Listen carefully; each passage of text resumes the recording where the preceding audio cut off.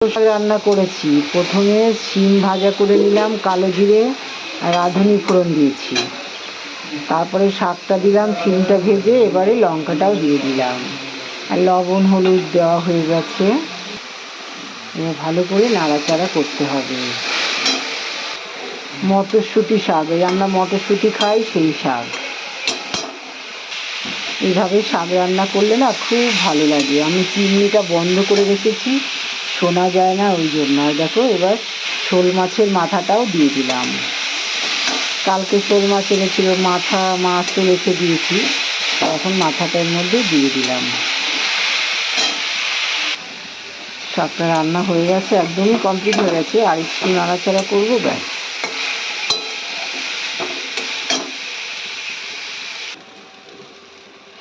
একদম কমপ্লিট হয়ে গেছে রান্নাটা। দেখো শাকটা কত সুন্দর হয়েছে দেখতে, আর খেতেও অসাধারণ লাগবে।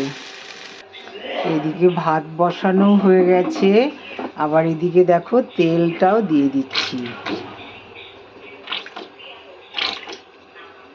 সরপুঁটি মাছ ভাজা করব, এই সরপুঁটি মাছটা ভাজা করব। এই সরপুঁটি মাছ আর 2 পিস শোল মাছ দিয়ে লাউ রান্না করব, যে লাউটা রান্না করব। আর শাকটা তো হয়ে গেছে, আমি বেড়েও রেখে দিয়েছি, দেখো খুব সুন্দর। আর আম দিয়ে ডাল রান্না করব, মুসুরির ডাল। তেলটা গরম হয়ে গেছে, এবার মাছগুলো দিয়ে দিচ্ছি।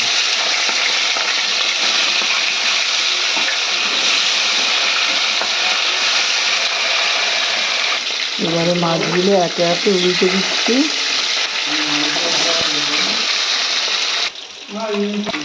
মাছটা ভাজা কমপ্লিট হয়ে গেছে।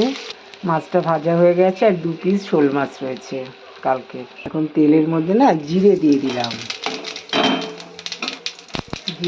এবার আমি দেখো লবণ হলুদ দিয়ে রেখেছি, এবার ঢেলে দেব।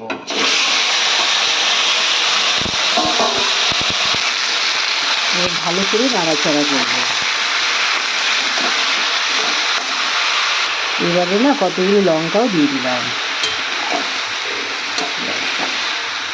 আর একটু আদা গ্রেট করে দেবো, ব্যাস। দেখো আমি আদাটা গ্রেট করে দিয়ে দিলাম। এই হচ্ছে আমার মশলা, আর কিছুই দেবো না। এবার ভালো করে কষিয়ে জল দেবো, তারপরে জলটা ফুটে গেলে মাছগুলো দিয়ে দেবো। যেই টকবক করে ফুটে যাবে জল দেবো, তারপরে মাছগুলো দিয়ে দেবো। এইভাবে রান্না করে খেতে সহজ পদ্ধতি, এবং খাওয়াও খুব উপকার। সুগারদের জন্যে খুবই ভালো। লাউ না সুগারকে কন্ট্রোল করে। ভালো করে কষানো হয়ে গেছে, এবারে না জল দিয়ে দিচ্ছি।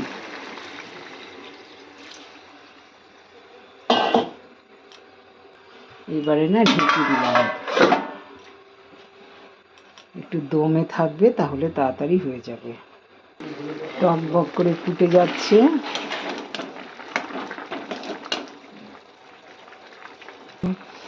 এবারে মাছগুলো দিয়ে দেব।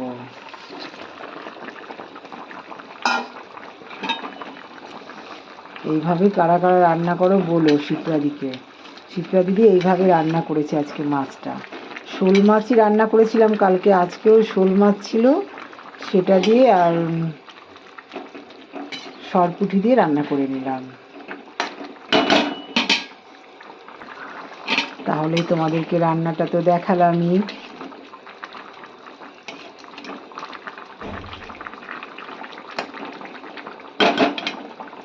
শুধু আম দিয়ে ডালটা করলেই কমপ্লিট।